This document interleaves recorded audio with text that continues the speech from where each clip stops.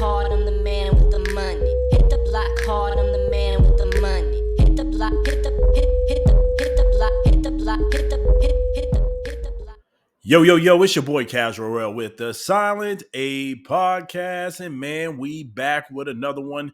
And a quick one at that. Yo, hit that like button, comment below. And if you got a little time, subscribe. We appreciate that love. We're helping us grow. We're going quick. We're going fast. And for this one, we're going to get straight into it. We talking about the damn takeover. Yeah, we talking about that Turki Alalshikh, Dana White takeover. Was this the play the entire time? And is this the beginning of a new boxing era, or is this the end of boxing as we know it? Let's get straight into it. All right, so we know a little bit about Turki Alalshikh. He's been putting on, getting the money flowing. He is the man with the money, the man with the bag, the one who is regrowing the enthusiasm back into the sport of boxing, right? He's been putting on hell of a cards here. He's been putting all the big names against each other. And more importantly, we've been getting that find out season. Who is the realest fighters? Who is the best in the division based on his cards he's been putting on, right? And he's been doing the best thing he can do. He's bought the likes of Ring Magazine, taking that over, trying to get the, one belt that we've all been complaining about, so many different belts, so many sanctioning bodies that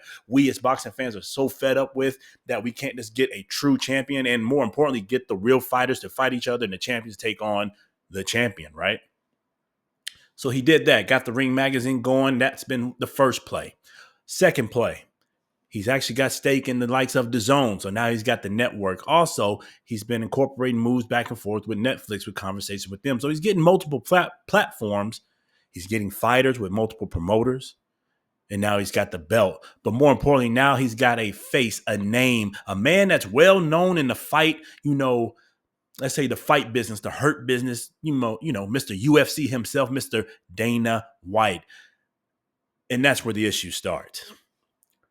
I think a lot of us appreciate everything that Turki has done. And, we saw what he was doing. We did want the one boxing network so all these fighters can finally come together and get the scrap going. Finally come together and put it on the line and fight right and give us that entertainment value back in boxing that we used to see in the 60s, 70s, hell, even the mid-90s when the guys really putting it on, the best fought each other. And we saw the biggest events, whether it was pay-per-view or for free, we saw it.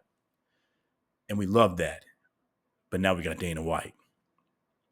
Why am I showing hesitation about Dana White? It's strictly because of this. The kind of man he is and the kind of business that he has been doing. Don't get me wrong. He made UFC one hell of a product. One hell of a product is the UFC, and it's been growing and growing great, right? And it's still doing its thing. I will say boxing has finally came back and caught up to the likes of UFC. But let's get down to the business aspects of UFC. Let's talk about the fighters.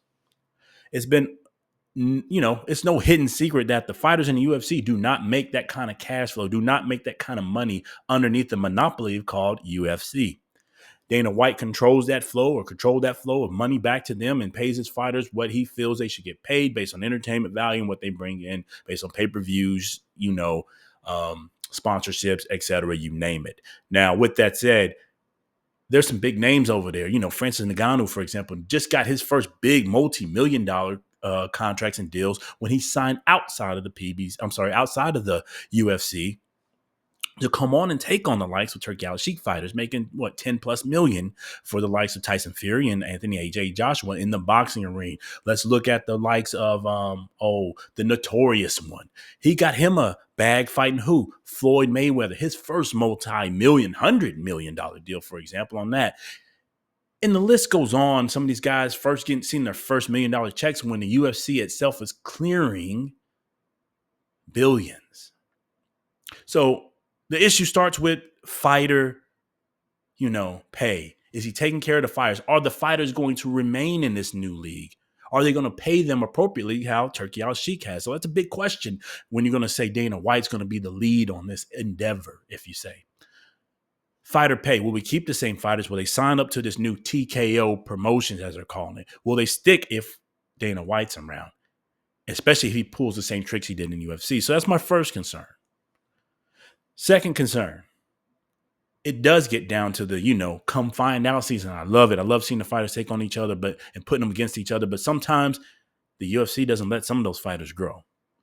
Now, it might sound like we're speaking out of both sides of our necks, but what we mean by that, I don't like marination, and that has what destroyed boxing, especially over marination, whatever you call it, to the point that it becomes salty and too old. But sometimes in the UFC, they don't get a fighter too well, and then it's undercooked.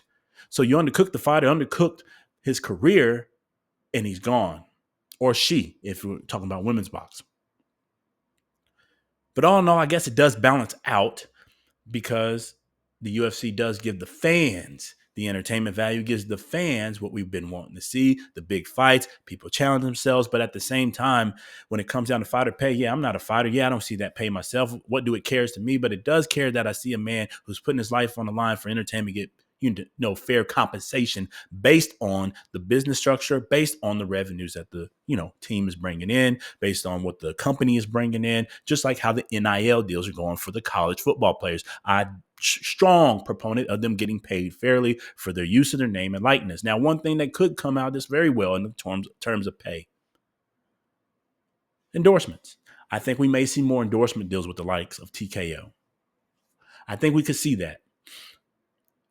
UFC's been big on that. Their fighters getting endorsement deals, making a little bit extra money outside of just the checks they get clear from the fight name, and more importantly, getting them on bigger platforms, bigger promotional companies, if that makes sense.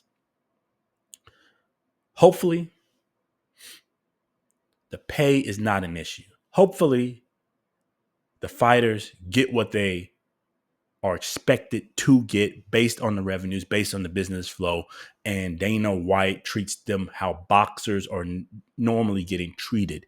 They are paid fairly well, at least the ones who, putting it on the line, got the name, building their rep. And I think one thing that will come from the likes of Dana White, he will help build some of those mid-tier names, at least, the ones who are already kind of there, ready to explode, like the David Benavidez, if he does come over, the likes of Dimitri Bivals, the other likes of, let's say,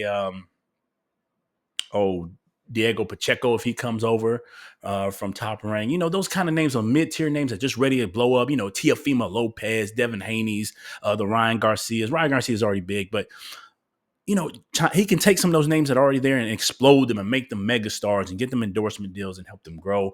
But at the same time, for the guys who are just coming up, trying to get in there, make the bones, get the name about themselves, I just hope he gives them enough chance, enough time for them to grow, get the name. We see the fights we want to see, and they get paid for it. Will this man take care of boxing, meaning Dana White? Hopefully so. If Turki Alalshikh, he is the man with the purse strings, the man with the money. Can he keep him in line? I think he will. He does command a lot of respect, meaning Turki Alalshikh, and I think he may keep, Dana in line, but he may trust Dana too much to run the business like he just did in UFC. And in that case, who knows what we will see? Is this the end of boxing as we know it? Let's get to that question. I think this is the end. Yeah, it's the end of boxing. It's the end. And it's the fault of the promotional companies that were prior to Turki Alalshikh stepping in the business. Who am I talking about? PBC, Top Rank, you name them.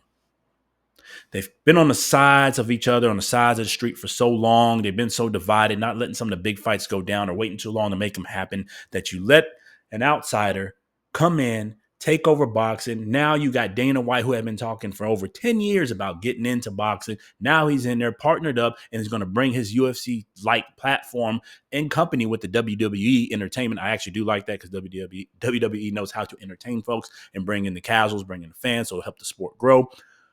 You let them come in and take it. It's the end of that. It's the end of the boxing. It might be the end of the big paychecks, the big paydays. Unless you're just a megastar superstar like Canelo Alvarez, maybe Gervonta Tank Davis. Some of those may be gone. They treat it like a business structure, and the top gets paid, the executives get paid. And that's what I'm saying. I'm worried about that some of these fighters, some of these big names might not stay down as long as we wanted them to. We might see some other offspring promotional companies take some of these big names, and we might create a bigger divide. We don't know. I hope not. I am a proponent of the big network. I do want a big name who can grow the sport. I do want a big promotional company that can make the big fights happen, and we get all the real fighters underneath that big umbrella. But as long as they're paid fair, I do think we still need the pro boxes, the Black Primes, the any other lower tier network, boxing networks, more like a developmental league to remain in place so we can see the other names go to there and develop themselves and grow on other platforms, just so we don't have a true monopoly. You know what I'm saying? There's other mixed martial arts companies out there that's not as big as UFC. So I think we still need those other companies out there. But I think we do need a single big name who's finally putting it on the mainstream for the sport of boxing. This is the end of the sport of boxing as the way that we know it, with the PBCs, the top ranks, the other side of the street, the pay-per-view model that's been destroying us. I do believe this is headed to the end. Now, that doesn't mean pay-per-view is going away. I'm saying dependent on pay-per-view is the end of that, and salute to that. If that really happens, I believe Turki Alalshikh is a big proponent of that. And if he does make pay-per-views, he'll make it affordable to the fans, or at least change the damn price based on the card value. I think it is the end of boxing as we know it. Now, is it for better or for worse? We will see. Dana White is a confusing individual who's been in a lot of controversy, but one thing he does know how to do is grow a fight business. I might not support some of his personal things that he's done on the side. We're not going to get too much into that, but you've seen the videos of him out there, some of the interactions he has in his personal life. But when we're talking about the fight game, he does know how to grow it. He grew UFC from the ground up, from the roots up, and he's been passionate about getting in boxing. I think he's still passionate about the fight sport in general, about just just about combat sports, period. I think he will help it grow. I think he will draw a lot of casuals back into the sport and get us some sponsorships and help grow the sport of boxing. At the end of the day, that's what we want. Either way, we talked a little bit too long on this, man. Hit that comment section. Let us know what you think. Hit that like button. And if you got some time, please subscribe. We appreciate all that love. We're going quick. We're going fast for a small channel, man. We appreciate all that love. What you think about this topic? Is it the end of boxing, the beginning of boxing, the rebirth of boxing? What do you think? Again, man, it's your boy Cash. We're up with the Sign A Podcast. Hit that like button, comment below, and subscribe. We appreciate all that love. Until the next time, peace.